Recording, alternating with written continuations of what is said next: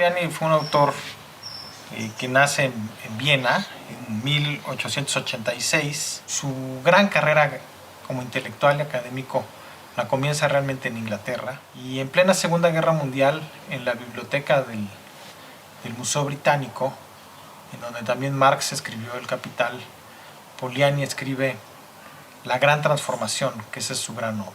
Su contexto es un contexto de radicalismo económico, por así decirlo. Por un lado los liberales, por otro lado los comunistas, y la batalla ideológica que intenta dar como historiador y como gran erudito de la economía es justamente contra lo que él llamaba el economicismo.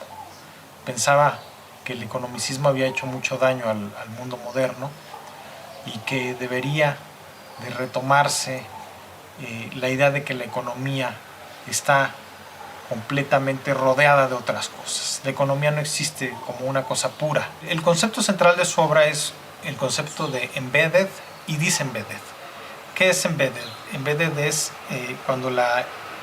cuando algo, en este caso la economía, se comprende como incrustado en algo más amplio. Pues comprender la economía en sí misma no tiene mucho sentido, sino en relación con otras cosas más amplias, como la sociedad, por ejemplo, el medio ambiente. Disembedded, piensa Polanyi, que es lo que hace la economía formal, ¿no? La economía formal son los economistas, ya sean marxistas, ya sean liberales, no importa. Todos ellos pretenden que la economía funciona como un todo en sí mismo, y eso es lo que Polanyi critica. Otro concepto fundamental de Polanyi es su división, su clasificación de las sociedades de acuerdo a sus modelos socioeconómicos. Él piensa que no se puede hablar, por ejemplo, como hacían los marxistas, de modos de producción, porque dicen, no, es que las sociedades nunca han estado hechas para producir nada más. Las sociedades son mucho más complejas, son modelos socioeconómicos, sociopolíticos, son más amplios. Y entonces hace esa clasificación donde dice, hay un modelo de reciprocidades que hasta la fecha sobrevive, pero que sobre todo es dominante en el mundo antes de que exista el Estado, y que consiste en que hay divisiones en la sociedad, segmentaciones, en donde unos dependen de otros, porque no todos pueden hacer todas las cosas. Entonces hay reciprocidades permanentes.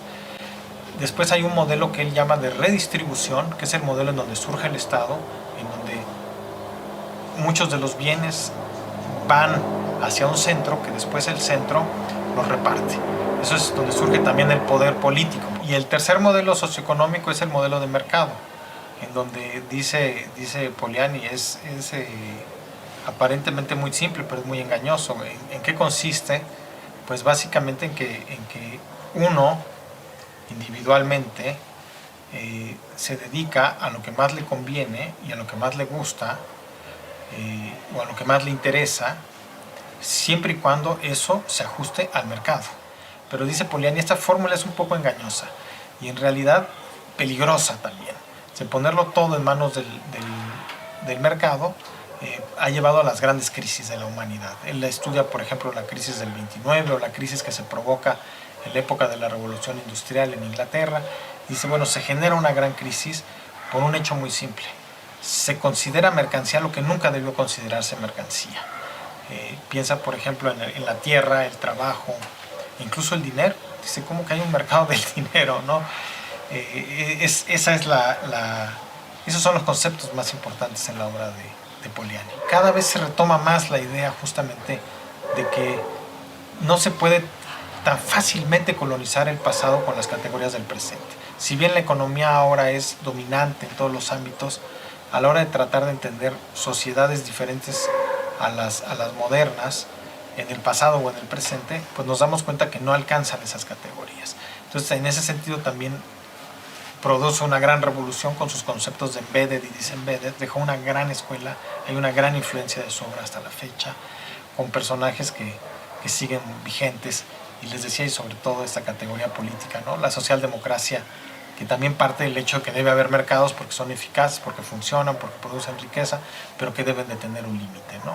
Esto en buena medida se debe a la lectura que han hecho muchos políticos de este autor.